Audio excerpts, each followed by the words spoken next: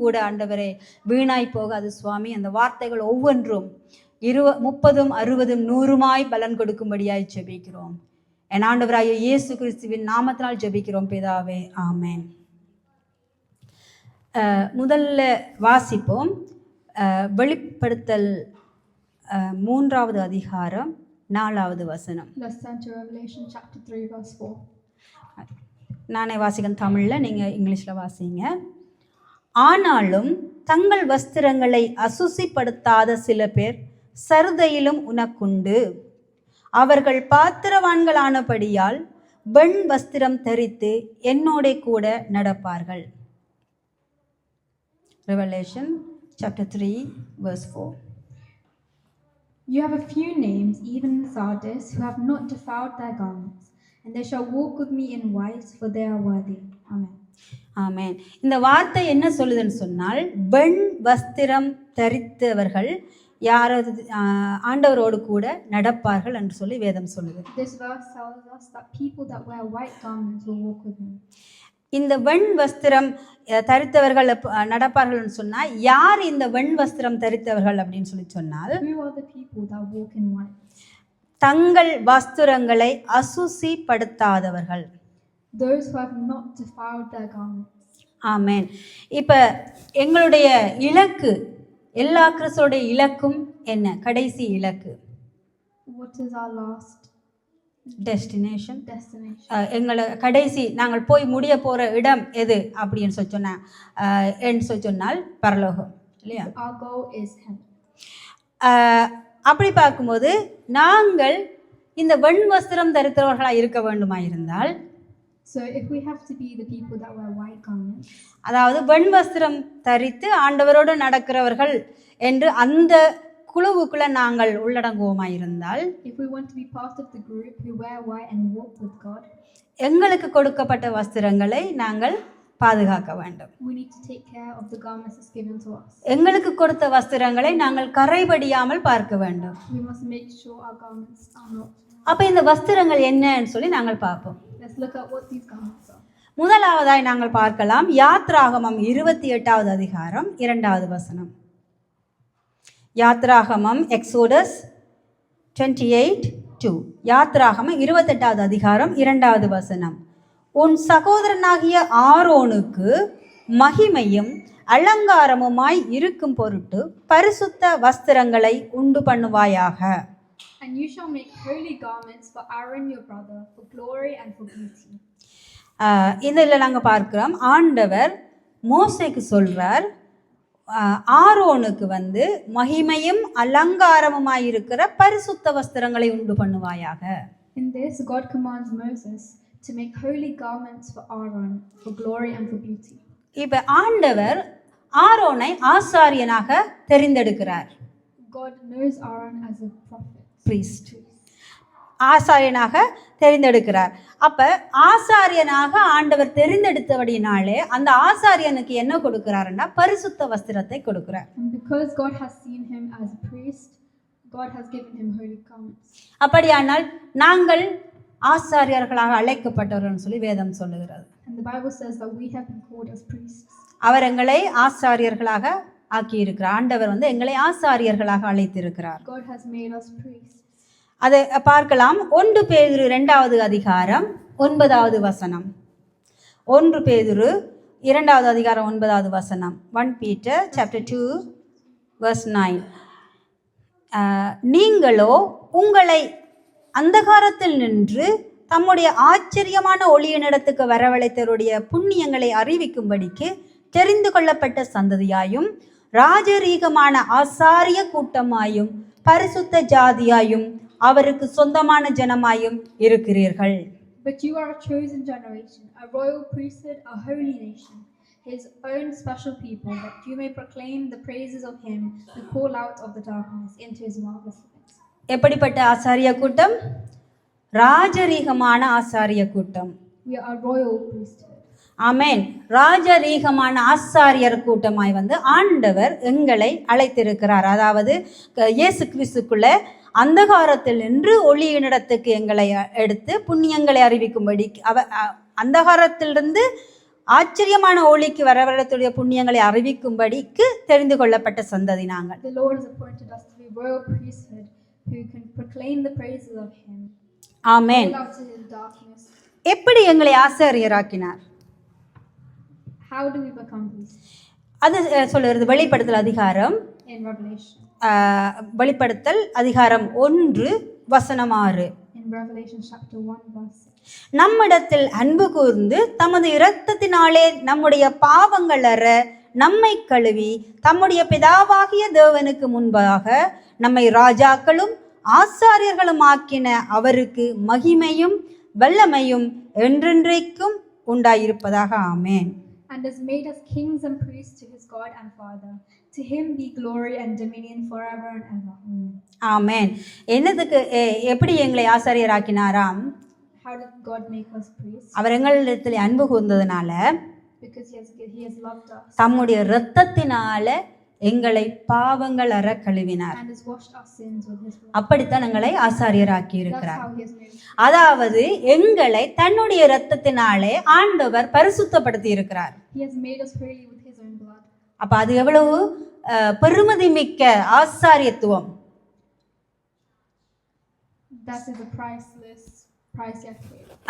ஆமென். அது எவ்வளவு அந்த அளவில் பெருமதி மிக்க ஒரு வேல்யூபிள் ஆசாரியத்துவம் ஆண்டவர் எங்களுக்கு கொடுத்திருக்கிறார். He has given us such a valuable ஏனென்றால் நாங்கள் இரத்தத்தினாலே மீட்கப்பட்டவர்கள், இரத்தத்தினாலே கழுவப்பட்டவர்கள். because we have been washed by blood.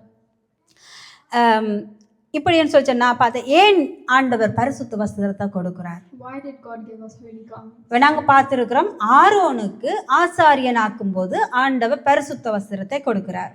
When God makes Aaron a priest, He gives him holy garments. அதே போல எங்களையும் ஆண்டவர் ஆசாரியராக்கி இருக்கிறார், ராஜரீக ஆசாரிய கூட்டமாய் ஆக்கி இருக்கிறார். And just like that, God has made us royal priesthood. அதனால் எங்களுக்கும் பரிசுத்த வஸ்திரம் கொடுக்கப்பட்டிருக்கிறது. So He has given us holy garments as well. அப்ப ஏன் இந்த பரிசுத்த வஸ்திரத்தை ஆண்டவர் கொடுக்கிறார்? So why did God give him? ஆதியாகமம் 35வது அதிகாரம் 2வது வசனம். Genesis chapter 35 verse 2. ஆதியாகமம் 35வது வசனம் 35வது அதிகாரம் 2வது வசனம். அப்பொழுது யாக்கோபு தன் வீட்டாரையும் தன்னோடே கூட இருந்த மற்ற அனைவரையும் நோக்கி, உங்களிடத்தில் இருக்கிற அந்நிய தெய்வங்களை விலக்கி போட்டு உங்களை சுத்தம் பண்ணிக்கொண்டு உங்கள் வஸ்திரங்களை மாற்றுங்கள். And Jacob said to his household and all who were with him, put away the foreign gods that are made you, that are among you. Purify yourselves and change your garments. ஆமென். இப்ப என்னண்டா, ஆண்டவர் யாக்கோபுக்கு சொல்றார் பெத்தேலுக்கு போறதுக்கு சொல்லும் பொழுது ஆண்டவர் என்ன சொல்றாருன்னு சொல்லி சொன்னா, யாக்கோபு சொல்லுகிறார், தன்னோடு கூட இருக்கிறவருக்கு என்ன சொல்றாருன்னு சொல்லி சொன்னா, உங்களுடைய வஸ்திரங்களை சுத்தம் பண்ணிக்கொண்டு, அதாவது உங்களை சுத்தம் பண்ணிக்கொண்டு வஸ்திரங்களை மாற்றுங்கள். God tells Jacob to go to Bethel, and Jacob says to his household to purify themselves and change their garments. அதாவது பெத்தேலுக்கு போனால் என்ன செய்யணும், அவங்க பலிபீடம் கட்டி அங்க ஆண்டவருக்கு பலி கொடுக்க போறாங்க. அப்ப அந்த இடத்துக்கு போறதா இருந்தா இவர்கள் பரிசுத்த வஸ்திரம் தரித்தவர்களாக, அதாவது சுத்தமானவர்களாக, வஸ்திரங்களை அணிந்தவர்களாக போக வேண்டும். They go to Bethel to build an altar and sacrifice to the Lord. So when they go there, they must purify themselves and change their garments. So கர்த்தருடைய சமூகத்துக்கு நாங்க செல்ல வேண்டும் என்றால் நாங்கள் பரிசுத்தமாய் இருக்க வேண்டும். We need to be holy if we want to go into God's presence. அப்படியே யாத்திராகமம் 19வது அதிகாரம் 10லிருந்து 11வது வசனம் வரை. யாத்திராகமம் 19வது அதிகாரம் chapter 19 10 and 11. பின்னும் கர்த்தர் மோசேயை நோக்கி, நீ ஜனங்களிடத்தில் போய் இன்றைக்கும் நாளைக்கும் அவர்களை பரிசுத்தப்படுத்தி அவர்கள் தங்கள் வஸ்திரங்களை தோய்த்து 3ஆம் நாளைக்கு ஆயத்தப்பட்டிருக்க கடவர்கள். 3ஆம் நாளில் கர்த்தர் சகல ஜனங்களுக்கும் பிரத்யட்சமாய் சீனாய் மலையின் மேல் இறங்குவார். Exodus 19:10 and 11. Exodus. Then the Lord said to Moses, go to the people and consecrate them today and tomorrow. Let them wash their clothes and let them be ready for the third day. For on the third day the Lord will come down upon Mount Sinai in the sight of all the people. Amen. அதாவது ஆண்டவர் என்ன சொல்றாருன்னு சொன்னா, சீனாய் மலைக்கு மேல ஆண்டவர் இறங்க போறார். The Lord says that He will come down on Mount Sinai. அவரை சந்திக்க போறதுக்கு உங்களோட வஸ்திரங்களை பரிசுத்தப்படுத்துங்கன்னு சொல்றார் And ஆண்டவர். to meet Him, God tells them to change their garments. அவர்களை பரிசுத்தப்படுத்தி அவர்களை வஸ்திரங்களை மாற்றி ஆண்டவரை சந்திக்கிறதுக்கு தயாராக சொல்றார் ஆண்டவர். He tells them to be ready to meet the Lord by purifying themselves and washing their clothes. அதனால தான் ஆண்டவர் ஆசாரியர்களுக்கு பரிசுத்த வஸ்திரத்தை கொடுக்கிறார். That's why God gives priests அதாவது garments. அதாவது ஆண்டவரை சந்திக்கிறது ஆண்டவருடைய சமூகத்துக்கு போக வேண்டுமாய் இருந்தால் நாங்கள் பரிசுத்த வஸ்திரம் தரித்தவர்களாய் இருக்க வேண்டும். We must have holy garments if we want to meet the Lord. இந்த ஆசாரியர்களோட வேலை என்ன அப்படின்னு சொல்லி பார்த்தால், If we look at the job of the priests, இவங்க பரிசுத்த ஸ்தலத்திலே இப்ப எல்லா மக்களும் பரிசுத்த ஸ்தலத்துக்குள்ளே போக முடியாது. இந்த ஆசாரியர்கள் தான் பரிசுத்த ஸ்தலத்துக்குள்ளே போகிறவர்கள். not all the people can go into the holy place, only the priests. அவர்கள் தான் பரிசுத்த ஸ்தலத்துக்குள்ளே போய் கர்த்தருக்கு ஆராதனை செய்கிறவர்கள். They are the ones that go into the holy place and praise the Lord. அதனால தான் ஆண்டவர் ஆசாரியர்களுக்கு பரிசுத்த வஸ்திரத்தை கொடுக்கிறார். And that is why God gives them the holy garments. ஏனென்றால் ஆண்டவர் பரிசுத்தமான தெய்வம், Because the Lord is holy. மகா பரிசுத்த தெய்வம். He is above all. அதாவது அவரை விட பரிசுத்தம் இல்லை. There is no one holier than Him. அப்ப ஆண்டவர் அதனால தான் என்ன செய்யறான்னு சொன்னா, மோசேயை வந்து ஒரே மலையில சந்திக்கும் போது That's why when the Lord meets Moses on the mountain, ஆண்டவர் சொல்றாரு என்ன சொல்றாருன்னு சொல்லி சொன்னா, உன்னுடைய அதாவது முதலாக ஆண்டவர் மோசையை சந்திக்கிறார் இல்லையா, அந்த இடத்துல மலையில ஆண்டவர் சொல்றார், உன்னுடைய பாதணிகளை கலட்டு, அந்த இடத்துல சொல்றார். when the Lord meets Moses for the first time, He tells to Moses, take off your sandals. ஏனென்றால் நீ நிற்கிற இடம் பரிசுத்தமானது. Because the place you are standing on is holy. இப்ப பாத்தீங்கன்னா ஆண்டவர் மோசேயை கூப்பிடல. God did not call Moses. அல்லது மோசே ஆண்டவர்கிட்ட போறேன்னு சொல்லி நினைச்சு போகல. And Moses did not know that he was going to go to God. ஆனா ஆண்டவர் எரிகிற முச்சடியா அங்க காட்சி கொடுக்கிறார். But God appeared as a burning bush. அதாவது மோசேன்ற கவனத்தை தன் பக்கம் திருப்புறார். He turned Moses' attention to him. அப்ப அதன்படிதான் மோசே என்ன செய்யறது, என்னன்னு பாக்குறதுக்கு கிட்ட போறார். That is how Moses goes closer to see what this is. அந்த நேரத்துல ஆண்டவர் சொல்றார், இப்ப எல்லாம் சரி, நீ தான் வந்த என்னை தேடி, நான் தான் உன்னைய அழைச்சேன், எல்லாம் சரி, ஆனா நீ என்ன கிட்ட வரும்போது நீ பரிசுத்தமாய் வர வேண்டும். And the Lord tells him to take off his sandals because it is a holy place. ஏன்னு சொல்லி சொன்னா, இப்ப நாங்களும் அப்படித்தான், எங்களையும் ஆண்டவர் அழைத்திருக்கிறார். And just like that, God has called us. எங்களுடைய பழைய வாழ்க்கைகள் என்னென்ன விதமான வாழ்க்கையாகவும் இருந்திருக்கலாம். No matter how our past lives were. எத்தனை அழுக்கு நிறைந்த வாழ்க்கையாகவும் இருந்திருக்கலாம். How filthy it was. ஆனா எங்களைத்தான் ஆண்டவர் தெரிவு செய்தார் ஆசாரியர்களாக. But God has still called us as priests. எங்களைத்தான் ஆண்டவர் தன்னுடைய சமூகத்துக்கு வர சொல்லி அழைக்கிறார். God has called us into His presence. எங்களைத்தான் ஆண்டவர் நேசித்தார், அதனாலதான் அழைக்கிறார். God has loved us. That's why He has called us. அவர் எங்கள் மேல அன்பு கூர்ந்ததுனால தான் தன்னுடைய ஒரே பேரான குமாரனை அடிக்க கொடுத்தார். And because He has loved us, He gave His one and only Son. அப்படி அடிக்கப்பட்டதன் மூலமாய் தான் அவர் தன்னுடைய பிள்ளைகளாக எங்களை மாற்றினார், தன்னுடைய ஆசாரியர்களாக மாற்றினார். And due to His death, we became His children and we can become priests. ஆனால் ஆண்டவர் என்ன சொல்றாருன்னு சொன்னா, என்னுடைய சமூகத்துக்கு வர்றதுக்கு நீ பரிசுத்த வஸ்திரங்களை தரித்தவர்களா இருக்க. But God still says, when you come into my presence, you must be holy, you must be purified. இப்ப பாத்தீங்கன்னு சொன்னா, வேறு மதங்கள்ல நாங்கள் பார்த்தால், And if we look at different religions, எல்லாரும் ஆசாரியர்கள் இருக்கிற இடத்துக்கு போக முடியாது. Everyone can't go into the place where the priest goes. யூதர்களுடைய நேரத்துல கூட, Even during the Jews' time. அதாவது இந்த மோசேயுடைய காலத்திலேயோ அதுக்கு பிற்பாடு, அதாவது பழைய ஏற்பாடு காலத்திலேயோ கூட, Even in the Old Testament, பரிசுத்த ஸ்தலத்துக்குள்ளே ஆசாரியர்கள் மட்டும்தான் போக முடியும். only the priests can go in the holy place. ஏனென்றால் அவர்கள் மட்டும்தான் பரிசுத்தம் பண்ணப்பட்டவர்கள். Because they're the only ones that have been purified. அதே போல இப்ப வேற மதங்கள்ல பார்த்தால், And if we look at different religions, அந்த அவர்கள் வணங்குகிற அந்த தெய்வம் இருக்கிற அந்த கருவறைக்குள்ள குறிப்பிட்ட ஆட்கள் மட்டும்தான் போக முடியும். The gods that they worship, only certain people can enter those places. இன்னும் சில இடங்கள்ல பார்த்தால், And if we look at more circumstances, இன்னும் சில மதங்கள்ல பார்த்தா in other religions, ஆலயத்துக்குள்ள பெண்களை கூட நுழைய முடியாது. females cannot enter the holy place. இன்னும் சில இடங்கள்ல பார்த்தால், In other circumstances, ஜாதி வேறுபாடுனால சில ஜாதிகள் சில ஆலயங்களுக்குள்ள போக முடியாது. some castes cannot enter some temples.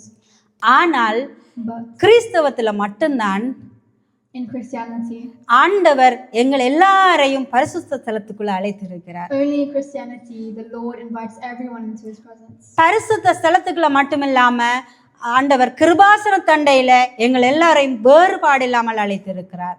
Grace of தோன்.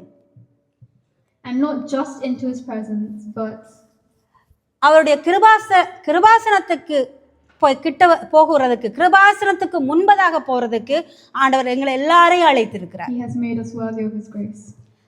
Grace of throne இல்லையா? கிருபாசனம். ஆண்டவருடைய கிருபாசனம்ன்றது is a grace of throne. Right. ஆண்டவர் அந்த இடத்துல எங்களை இந்த அளவு தூரத்துக்கு எங்களை அழைத்திருக்கிறார் சொன்னா, God has called us this far அவர்கிட்ட பாகுபாடு இல்லை. because he does not differentiate. ஆண்டவர்கிட்ட பாரபட்சம் இல்லை. Lord does not discriminate. ஆண்டவர்கிட்ட ஏற்றத்தாழ்வு இல்லை. He does not have a hierarchy. ஆண்டவரை பொறுத்த மட்டும் இல்ல, ஆண் என்றும் இல்ல, பெண் என்றும் இல்ல. According to God, there is no male or female. ஆண்டவரை பொறுத்த மட்டும் இல்ல, யூதன் என்றும் இல்ல, கிரேக்கன் என்றும் இல்ல. There is no Gentile or Jew. ஆண்டவர் எல்லாரையும் நேசிக்கிறார். God loves all of us. எல்லாரையும் நேசித்தபடினால தான் தன்னுடைய ஒரே குமாரனை அடிக்க கொடுத்தார். And because he has loved us, he gave his one and only son for us. அதனால தான் அவருடைய இரத்தத்தின் மூலமா எங்களை மீட்டுக் கொண்டார். And through his death and through his blood we have been purified. அவருடைய இரத்தத்தினால எங்களை பரிசுத்தப்படுத்தி ஆண்டவர் தன்னுடைய பரிசுத்த ஸ்தலத்துக்குள்ளே கொண்டு வருகிற ஆசாரியர்களாய் மாற்றி இருக்கிறார். And he has made us he has purified us through his blood and allowed us to be priests. அதனால தான் ஆண்டவர் சொல்றார், பரிசுத்த வஸ்திரம், உங்களுடைய வஸ்திரங்களை கரைபடியாம பார்த்துக்கொள்ளுங்க. That's why the Lord says, protect your holy garments. ஏண்டா எங்களுக்கு அந்த பரிசுத்த ஸ்தலத்துக்குள்ள போறதுக்கான ஒரே தகுதி இந்த பரிசுத்த வஸ்திரம். Because the only thing we need is the holy garment to enter his presence. இந்த பரிசுத்த வஸ்திரம் எனக்கும் ஆண்டவருக்குமான தொடர்பை பலப்படுத்துகிறது. The holy garment strengthens the relationship we have with God.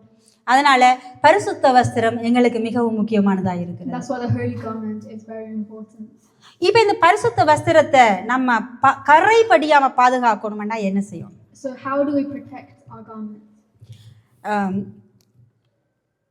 சிம்பிளா சொல்ல போனா பாவத்துக்கு நாங்க இடம் கொடுக்க கூடாது. To put it simply, we must resist the temptation of sin.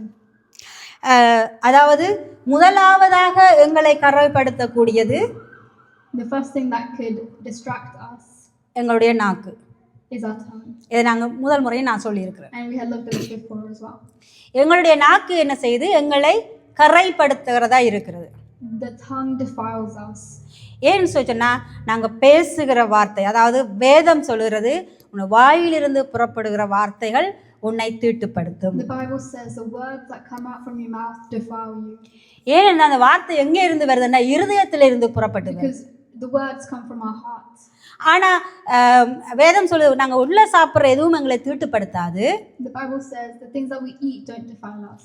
ஆனா வாயிலிருந்து புறப்படுகிற வார்த்தைகள் The தீட்டுப்படுத்தும். words that come out of our mouth defile us.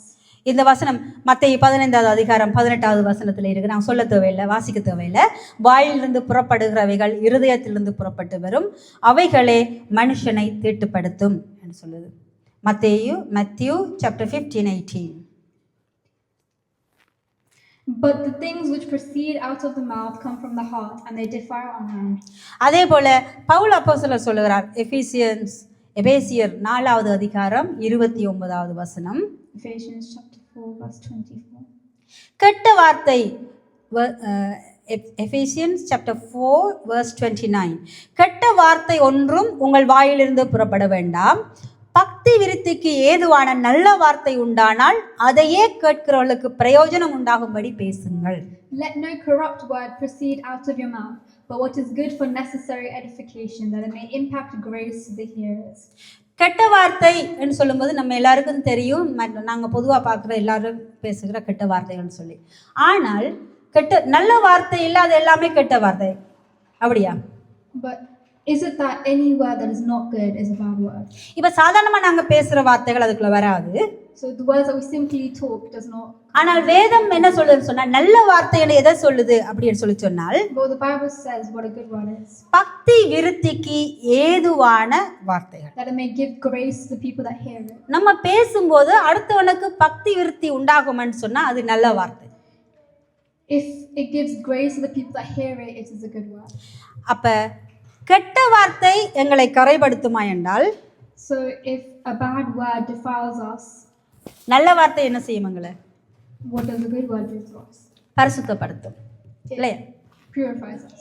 இப்ப பக்தி விருத்திக்கு ஏதுவான வார்த்தைகள் மற்றவர்களுக்கு பக்தியையும் விருத்தியாக்கும், அதே நேரத்துல எங்களையும் பரிசுத்தப்படுத்தும். Good words give grace to the people that hear it, but also purifies us. அந்த வார்த்தை மற்றவர்களுக்கு பிரயோஜனம் உண்டாகும். That word is of use to the people that hear it. அதனால தான் ஆண்டவர் சொல்றார், பேசும்போது கெட்ட வார்த்தை பேசாதீங்க. That's why God says, when you speak, do not speak corrupt words. அடுத்ததா பார்ப்போமா இருந்தால், We shall look at next. இப்ப நாங்க வாழ்ற உலகத்துல நிறைய பாவம் நிறைந்த உலகத்துல நாங்கள் வாழ்ந்து கொண்டிருக்கிறோம். We live in a world that is full of sin. எத்தனையோ விதமான பாவங்களுக்குள்ள நாங்கள் வாழ்ந்து கொண்டிருக்கிறோம். We are living in different types of sin. வேதம் சொல்லுது, The Bible says, உலகத்தால் கரைபடையாதவர்களாய் பார்த்துக் கொள்ளுங்கன்னு சொல்லுது. we must make sure that the world does not defile us. யாக்கோபு ஜேம்ஸ் James. முதலாவது அதிகாரம் 27வது வசனம். James chapter 1 verse 27. யாக்கோபு முதலாவது அதிகாரம் 27வது வசனம். திக்கற்ற பிள்ளைகளும் விதவைகளும் படுகிற உபத்திரவத்திலே அவர்களை விசாரிக்கிறதும் உலகத்தால் கரைபடையாத படிக்கு தன்னை காத்துக்கொள்ளுகிறதுமே பிதாவாகிய தேவனுக்கு முன்பாக மாசில்லாத சுத்தமான பக்தியாய் இருக்கிறது. Pure and undefiled religion before God and the Father is this, to visit orphans and widows in their trouble and to keep oneself unspotted from the world. இப்ப ஆண்டவருக்கு முன்னால நாங்கள் பக்தி உள்ளவர்களாக, சுத்தமான பக்தி உள்ளவர்களாக இருக்க வேண்டுமா இருந்தால், So if we want to be pure people in front of the Lord, வசனம் என்ன சொல்லுதுன்னு சொன்னால், உலகத்தால் கரைபடியாதபடி தன்னை காத்துக்கொள்ள வேண்டும். we must make sure that we are undefiled before the Lord. ஏன்னு சொன்னா, அநேகமா எங்களை பாவத்துக்குள்ள இழுக்கிறது எங்களுடைய மாம்சத்தில் வருகிற இச்சை, சரீர இச்சை. The desires of our heart is what pulls us into sin. ரோமர் 6வது அதிகாரம் 12வது வசனம் சொல்லுகிறது, ஆகையால் நீங்கள் சரீர இச்சைகளின்படி பாவத்திற்கு கீழ்ப்படியத்தக்கதாக சாவுக்கு ஏதுவான உங்கள் சரீரத்தில் பாவம் ஆளாதிருப்பதாக. Therefore, do not let sin reign in your mortal body, that you should obey it in its lusts. இந்த சரீரம் என்ன செய்யுமா இருந்தால், இந்த சரீர இச்சை என்ன செய்யும்னு சொல்லி சொன்னால் எங்களை பாவத்துக்கு கீழ்ப்படிய வச்சிரும். What our body does is it makes us obey to our lusts. அதனாலதான் ஆண்டவர் என்ன சொல்றாருன்னு சொன்னா, எங்களை மாம்சத்துல மரித்த ஆவியில இருங்கன்னு சொல்லுது. That's why God says, do not live in the body, live in spirit. ஆவியில அனலாயிருங்கன்னு சொல்லப்படுது. ஆவியில அனலாயிருங்கன்னு சொல்லி, Be a shadow. ஃபயர், அனல், ஃபயர். ஆவியில அனலாயிருங்கள்னு சொல்லி வேதம் சொல்லுகிறது. Be fire in us. Be fire in your spirit. Right. அப்ப இது பாப்போம்னு சொல்லி சொன்னா, சரீர இச்சையின்படி பாவத்துக்கு கீழ்ப்படியத்தக்கதா இல்லாமல் உங்கள் சரீரத்திலே பாவம் ஆளாது இருக்கட்டும்னு சொல்றார். அதாவது எங்களை நாங்கள் கரைப்படுத்தாம இருக்கும் போதுதான் எங்களுக்கு கொடுக்கப்பட்ட பரிசுத்த வஸ்திரம் கரைப்படியாம இருக்கும்.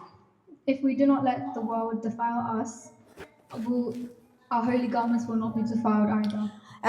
எத்தனை பேர் சொல்லுவீங்க, பிசாச கண்டா எனக்கு பயம் இல்லை? How many people would say that they are not afraid of the devil? சொல்லுங்க யாராவது, பிசாச கண்டா எனக்கு பயம் இல்லைன்னு சொல்றாங்க. கை வைத்துங்க. பயம் இல்லை. சூப்பர். பயம் இல்லையா? பயம் இருக்கு. ஓகே. எத்தனை பேருக்கு பாவத்தை பார்த்தா பயம்?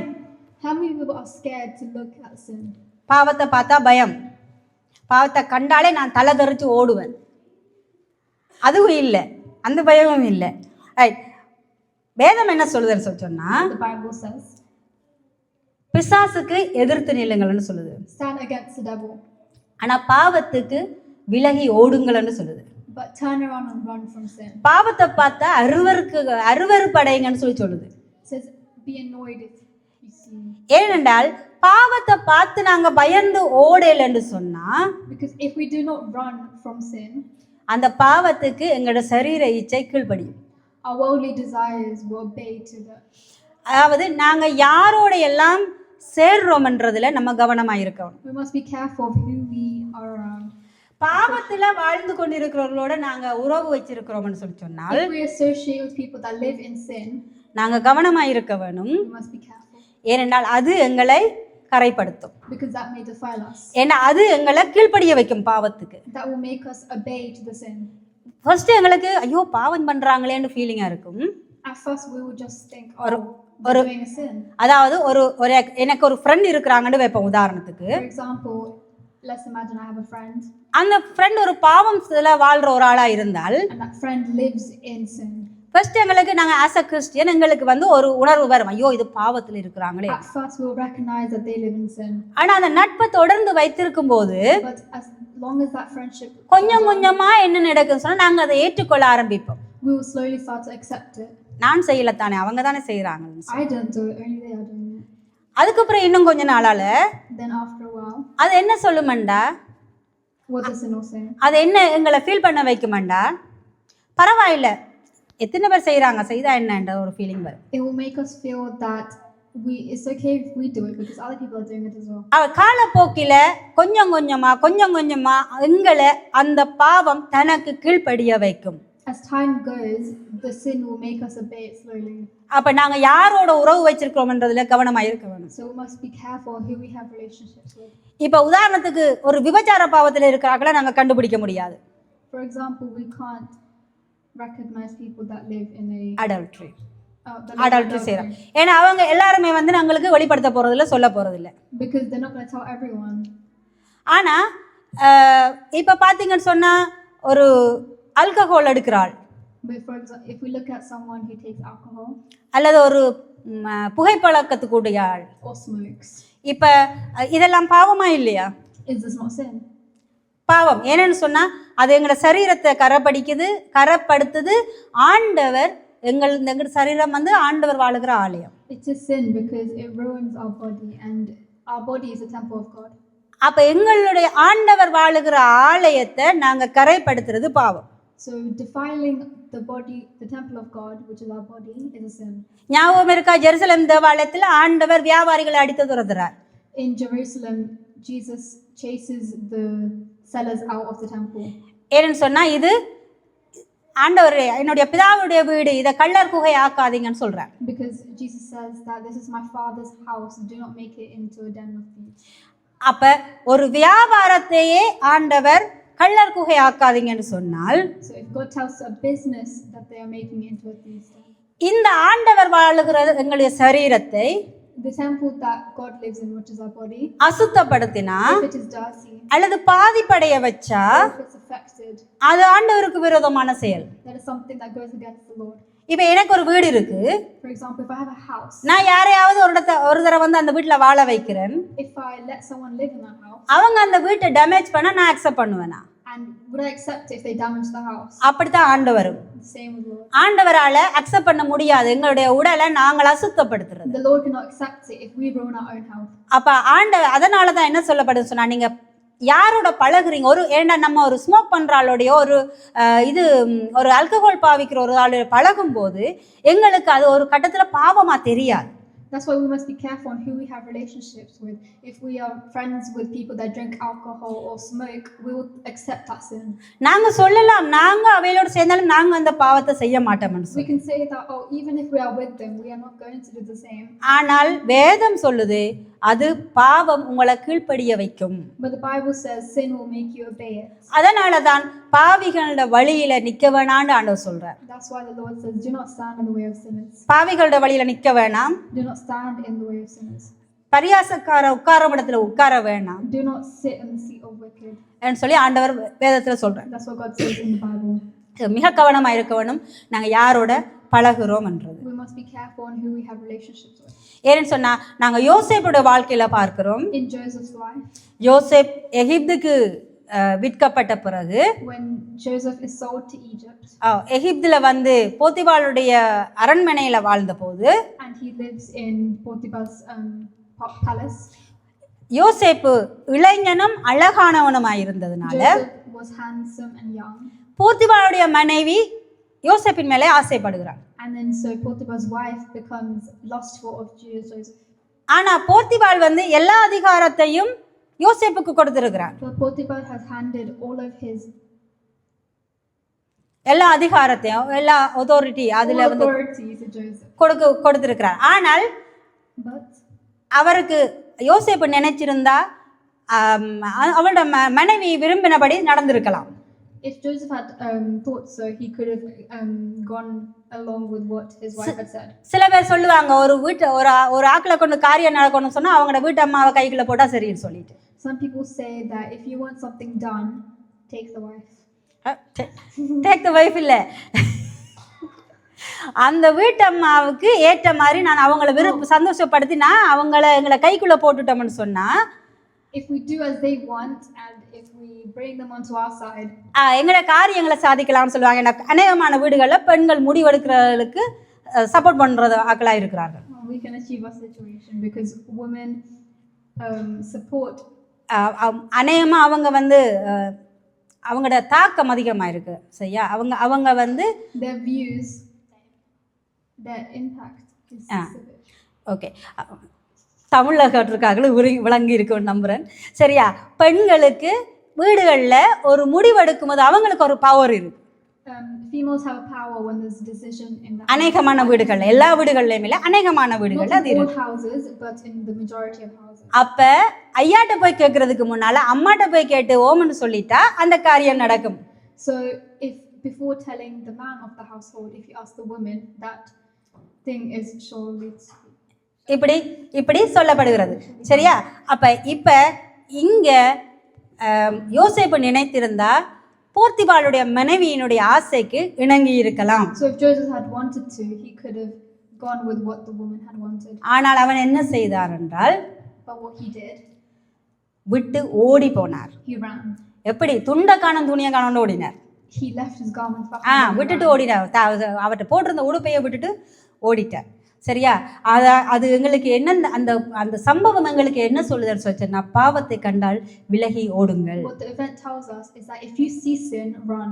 ஆனா நாங்க என்ன செய்யறோம்னு சொன்னால், but what we do, நாங்க எங்களுக்குள்ள நிறைய நம்பிக்கை, எங்களையே நாங்க நிறைய நம்பிக்கை வச்சிருக்கிறோம். We have too much hope in ourselves. நான் பாவமே செய்ய மாட்டேன். We won't commit that sin. எனக்கு எந்த லைன் என்னன்னு எனக்கு தெரியும், நான் அதை மீறி போக மாட்டேன்னு சொல்லி நாங்க சொல்றோம்.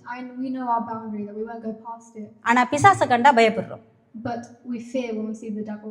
ஆண்டவர் எங்களுக்கு எல்லா அதிகாரமும் கொடுத்திருக்கிறார். God has given us all authority. பிசாசை எதிர்க்கிற அதிகாரம் கொடுத்திருக்கிறார். Given the authority to stand against the devil. பிசாசை விரட்டுற வல்லமையை கொடுத்திருக்கிறார். Given us the strength to make the devil go away.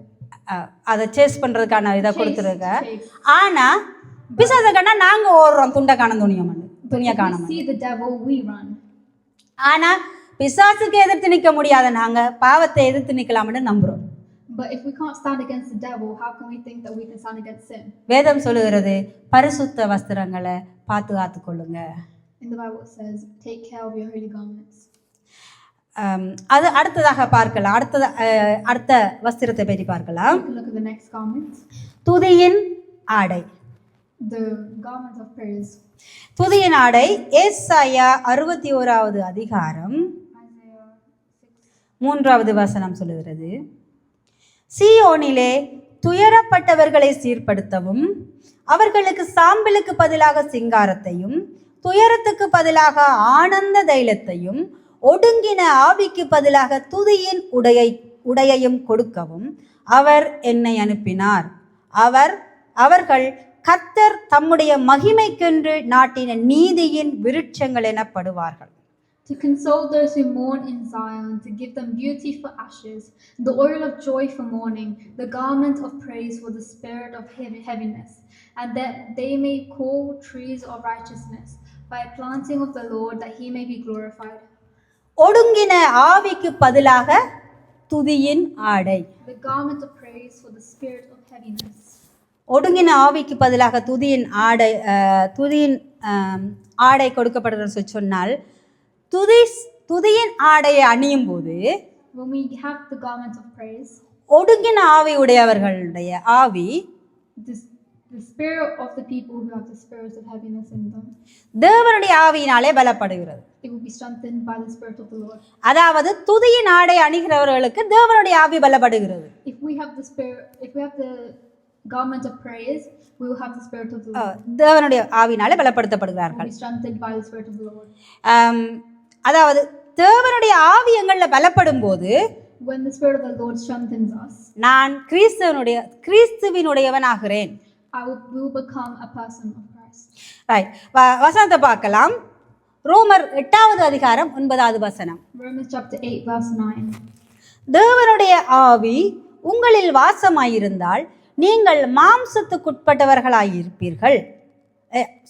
தேவனுடைய ஆவி உங்களில் வாசமாயிருந்தால் நீங்கள் மாம்சத்துக்குட்பட்டவர்களாயிராமல் ஆவிக்குட்பட்டவர்களாய் இருப்பீர்கள். கிறிஸ்துவின் ஆவியில்லாதவன் அவருடையவன் அல்ல. But you are not in the flesh, but in the spirit.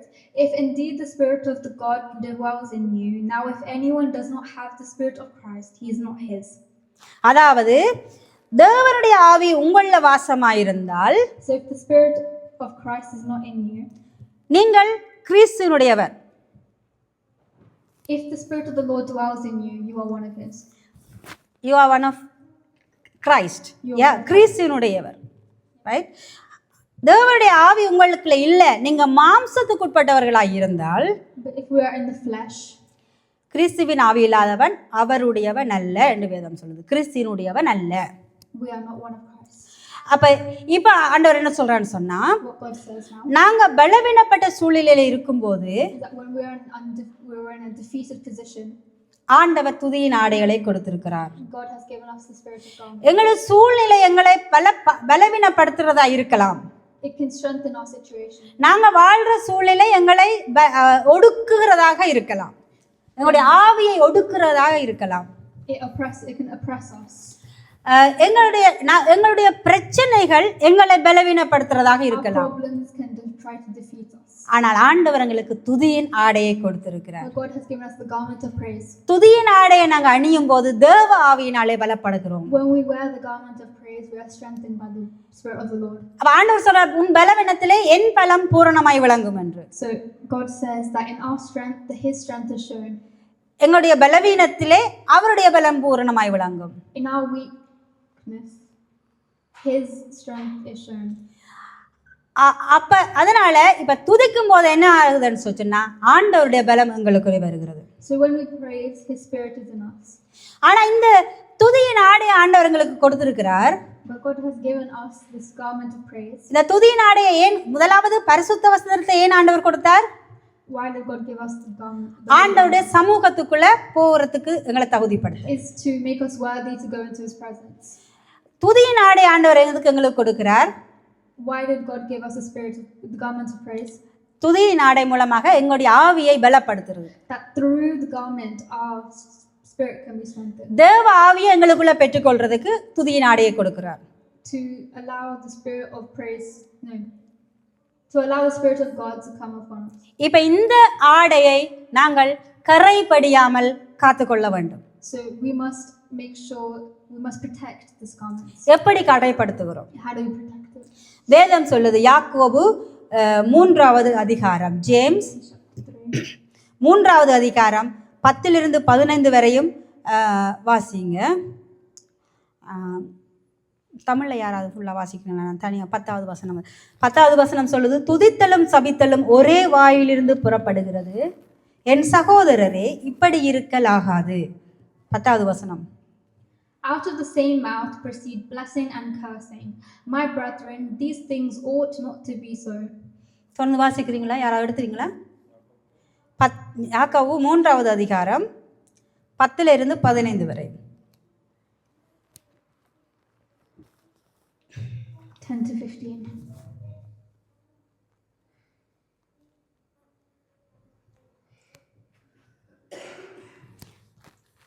யாக்கோபு 3வது அதிகாரம் 10 11 வரை. James chapter 3, verse 10 to 15. Out of the same mouth proceed blessing and cursing. My brethren, these things ought not to be so. Does a spring send forth fresh water and bitter from the same opening? Can a fig tree, my brethren, bear olives, or grape vineyards bear figs? Thus, no spring yields both salt water and fresh. He who is wise and understanding among you, let him show by good conduct that his works are done in the meekness of wisdom. But if you have bitter envy and self-seeking in your heart, do not boast and lie against the truth. This wisdom does not descend from above, but it is earthly, sensual, demonic. Amen. ஆமாம். துதித்தலும் சவித்தலும் ஒரே வாயிலிருந்து புறப்படுகிறது. என் சகோதரரே, இப்படி இருக்கலாகாது. ஒரே ஊற்றுக்கண்ணிலிருந்து தித்திப்பும் கசப்புமாக தண்ணீர் சுரக்குமா? என் சகோதரரே, அத்திமரம் ஒலிவ மரங்களையும் திராட்சை செடி அத்திப்பூக்களையும் கொடுக்குமா?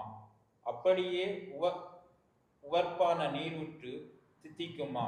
ஜலத்தை கொடுக்க மாட்டாது. தித்திப்பான ஜலத்தை கொடுக்க மாட்டாது. தித்திப்பான ஜலத்தை கொடுக்க மாட்டாது. உங்களில் ஞானியும் விவேகியுமாய் இருக்கிறவன் எவனோ அவன் ஞானத்திற்குரிய சந்தத்தோட தன் கிரிகைகளை நல்ல நடக்கையிலேயே காண்பிக்கப்படவன். உங்கள் இருதயத்திலேயே கசப்பான வைராக்கியத்தையும் விரோதத்தையும் வைத்தீர்களானால் நீங்கள் பெருமை பாராட்டாதிருங்கள். சத்தியத்திற்கு விரோதமாய் பொய் சொல்லாமல் இருங்கள். இப்படிப்பட்ட ஞான பரத்திலிருந்து இறங்கி வருகிறது ஞானமாயிராமல் லௌகிக சம்பந்தமானதும் ஜென்ம சுபாவத்துக்குரியதும் பேய்த்தனத்துக்கு அடுத்தமாய் இருக்கிறது. ஆமேன் ஆமேன். இப்போ என்னண்டா துதிக்கிற வாயால சபிக்காதீங்கன்னு சொல்றார் ஆண்டவர். God says that do not curse out of a blessing mouth. துதிக்கிற வாயில இருந்து சபிக்கிறது வார்த்தைகள் வராது. துதியின் வார்த்தைகள் வர்ற வாயிலிருந்து சாபமான வார்த்தைகள் வராது. Out of a mouth that blesses, curse should not come. வேதம் சொல்லுது ஒளிக்கும் இருளுக்கும் சம்பந்தம் இல்லை. The Bible says darkness and light have no relation. ரெண்டும் ஒரே இடத்துல இருக்காது.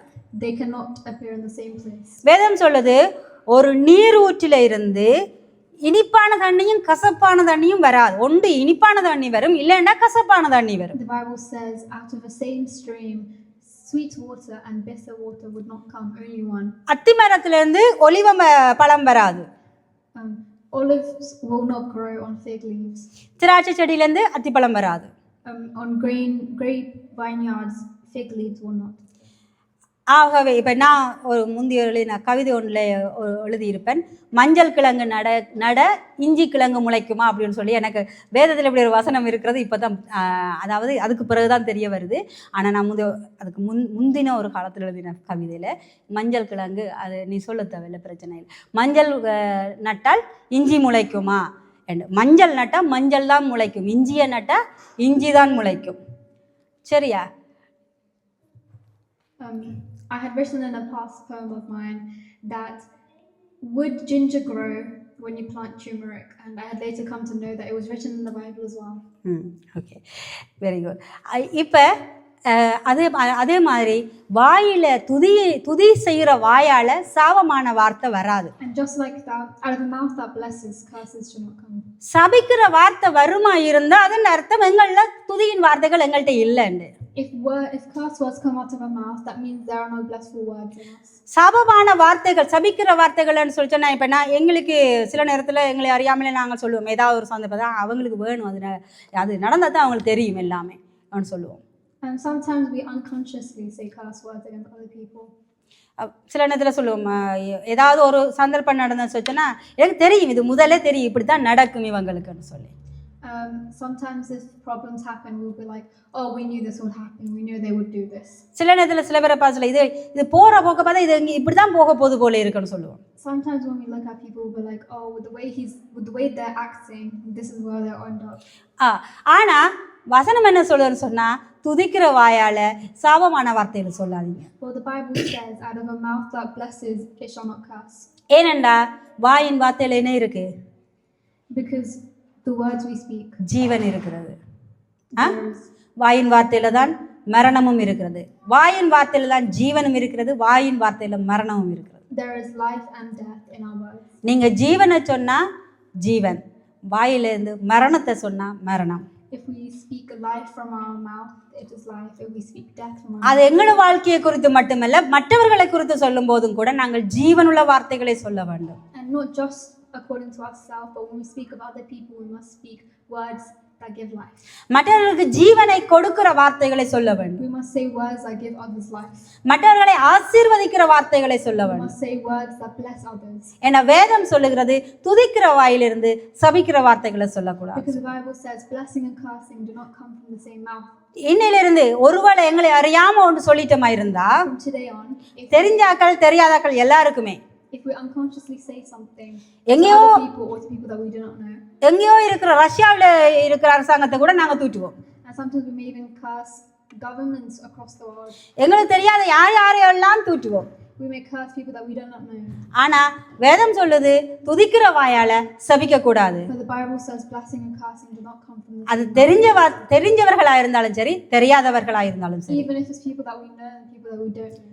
வேதம் சொல்லல உங்களுக்கு தெரிஞ்சவங்களை ஆசீர்வதிங்க, தெரியாதவங்களை பற்றி நீங்க சொன்னா பரவாயில்லைன்னு வேதம் The சொல்லல. Bible does not say that you can not speak blessings of people that you know, but curse people that you don't. இது எப்படி எங்களுக்கு இந்த வாயிலிருந்து வருது அப்படின்னு சொல்லி வேதம் சொல்லுதுன்னு சொன்னா, Why do these words come from our mouth? And the Bible says so. அதாவது எங்களுடைய நடத்தைகள், எங்களுடைய பேச்சுக்கள் எல்லாமே எப்படி இப்படி வருதுன்னு சொல்லி சொன்னால், How our actions and our words come to us. வைராக்கியமும் விரோதமும் எங்கே உண்டோ அங்கே கலகமும் சகல துர்ச்செயலும் உண்டு என்று சொல்லப்படுது. அதாவது If we have bitter envy and self-seeking in our heart. வைராக்கியமும் 16வது வசனம் 16. For where envy and self-seeking exist, confusion and every evil thing are there. அதாவது இந்த ஜென்ம சுபாவத்துக்குரியது, அது verse 15 சொல்லுது, இதெல்லாம் ஜென்ம சுபாவத்துக்குரியன்னு சொல்லுது. They say that it is earthly and demonic. பேய்த்தனத்துக்கு அடுத்ததுன்னு சொல்லுது. It's demonic. பேய்த்தனம்னு சொல்லிச்சோன்னா ஸ்ரீலங்கா நாக்களுக்கு கூடுதலாக விளங்க வந்த பேச்சு வார்த்தை சொல்லலாம், பேய்க்கதை கதைக்காதன்னு சொல்லுவேன். அதாவது அது ஒரு ஆசீர்வாதம் இல்லாத விஷயம். It is a really common word used amongst Sri Lankans, just speaking about demonic things. That is not a blessing word. டிரான்ஸ்லேஷனில் டிமோனிக் வேர்ட்ஸ் சொல்லும்போது அது வித்தியாசமாக இருக்குது. ஆனால் நாங்கள் சும்மா சாதாரண பேச்சுவார்த்தையில் சொல்லுவோம், பேய்க்கதை கதைக்காது அப்படின்னு சொல்லிட்டு. It's like a slang word. அந்த மாதிரி ஆண்டவர் சொல்றார், நீ இப்படி செய்யறதெல்லாம் என்னது பேய்த்தனம்னு சொல்லி சொல்றார். That's why God says the things that you do is demonic. ஆகவே ஆண்டவர் என்ன எங்கள்கிட்ட எதிர்பார்க்கிறான்னு சொன்னா, So what God expects from us துதிக்கிற வாயிலிருந்து சபித்தல் வர வேண்டாம். is that blessing and cursing should not come from the same mouth. ஏண்டா துதிக்கிறது மூலமா என்ன நடக்குது எங்களுக்கு? Because through the words that we say, தேவ ஆவியினால நாங்க பலப்படுகிறோம். we become strengthened by the Spirit of the Lord. அப்ப சபிக்கும் போது என்ன நடக்குது? So when we curse, நாங்க ஜென்ம சுபாவத்தில் இருக்கிறோம். we have the spirit of heaviness in us. ஜென்ம சுபாவம் என்றது வந்து how do you say, bitterness, envying and அதாவது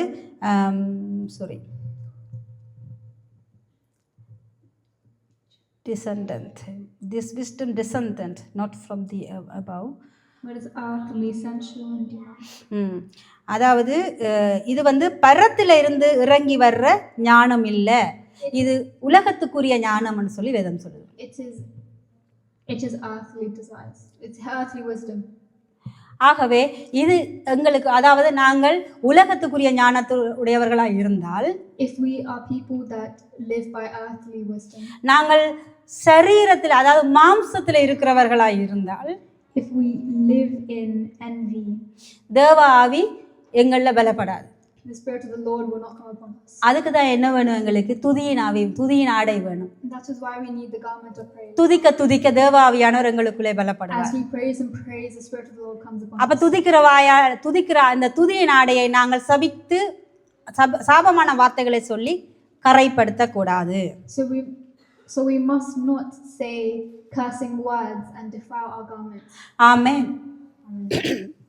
இப்ப 2 விதமான வஸ்திரங்களை நாங்கள் பார்த்திருக்கிறோம். We have looked at 2 types of garments. ஒன்று பரிசுத்த வஸ்திரம். One is the holy garment. பரிசுத்த வஸ்திரம் எங்களுக்கு தேவனுடைய சமூகத்துக்கு போகிறதுக்கு தேவையானது. The holy garment makes us worthy to enter God's presence. அதாவது ஆண்டவரை சந்திக்கிற அனுபவத்துக்கு எங்களுக்கு பரிசுத்த வஸ்திரம் தேவையானது. To experience meeting God, we need that garment. அதே போல துதியின் ஆடை எங்களுக்கு எதுக்கு தேவைன்னு சொன்னா தேவ ஆவி எங்கள்ல பலப்படுறதுக்கு. And just like that, we need the garments of praise to allow the Spirit of the Lord to come upon us. பரிசுத்த வஸ்திரம் எனக்கும் ஆண்டவருக்கும் தொடர்பை உண்டாக்குகிறது. The holy garments gives a relationship between me and God. துதியின் ஆடை எங்களுக்கும் தேவ ஆவியானவருக்கும் உறவை பலப்படுத்துகிறது. The garment of praise strengthens the relationship I have with the Holy Spirit. வாயை திறந்து துதிக்க முடியல என்று சொன்னா If we cannot open our mouth and praise, அதன் அர்த்தம் என்னண்டா the meaning of that எங்களுக்குள்ள நிறைய கசப்பும் வைராக்கியம் விரோதமும் இருக்குது. is that there's a lot of bitterness and envy, and நாங்க இன்னும் உலக ஞானத்துக்குரியவர்களாய் இருக்கிறோம். we are still living in earthly wisdom. அப்ப நாங்க துதிக்க ஆரம்பிச்சா தான் என்ன நடக்கும்? So if we start praising, எங்களுடைய மாம்சம் இல்லாம போகும். our earthliness, தேவ ஆவியானவர் எங்கள பலப்படுறார். மாம்சம் இல்லாமல் போகும், எங்களுடைய ஃப்ளஷ் our flesh இல்லாம போகும். ஆனா தேவ ஆவியானவர் எங்கள but பலப்படுறார். the Holy Spirit will strengthen us. மீதி வஸ்திரங்களை நாங்க அடுத்த தடவை பார்க்கலாம். We will look at the remaining garments next time. இப்ப நாங்க இந்த கேட்ட இந்த வசனத்துக்காக யாராவது ஒருத்தர் ஜெபம் பண்ணுங்க, சத்தமா ஜெபம் பண்ணுங்க. ஆண்டவர் இந்த பரிசுத்த வஸ்திரங்களை எங்களுக்கு கொடுத்திருக்கிறார், துதியின் ஆடைகளை கொடுத்திருக்கிறார். இந்த நாங்கள் கரைபடாமல் பார்த்து கொள்றதுக்கு ஆண்டவர்களுக்கு கிருபை செய்ய வேண்டும். எங்களுடைய வாயினால நாங்கள் யாரையும் சபிக்க கூடாது. எங்களுக்கு தந்த அந்த பரிசுத்த வஸ்திரத்தை நாங்கள் கரைப்படுத்தக்கூடாது. பாவத்துக்கு விலகி ஓடுகிறவர்களாய் இருக்க வேண்டும். எங்களுடைய நாவினாலே சொல்லுகிற வார்த்தைகள் எங்களுடைய பரிசுத்த வஸ்திரத்தை கரைப்படுத்தக்கூடாதுன்னு சொல்லி ஆண்டவரை நோக்கி ஜெபம் பண்ணுவோம். ஸ்தோத்திரம் ஆண்டவரே, கர்த்தாவே ஸ்தோத்திரம். எங்களுக்கு ஜெபிக்க துதிக்க ஆண்டவரே நீர் தந்த கிருபைக்காக உமக்கு நன்றி அப்பா. நன்றி இயேசுவே, நன்றி ஆண்டவரே. இந்த இடத்தில் வந்து அப்பா ஆண்டவரே நீர் எங்களை ஆசீர்வதித்த கிருபைக்காக உம்மை ஸ்தோத்தரிக்கிறோம்.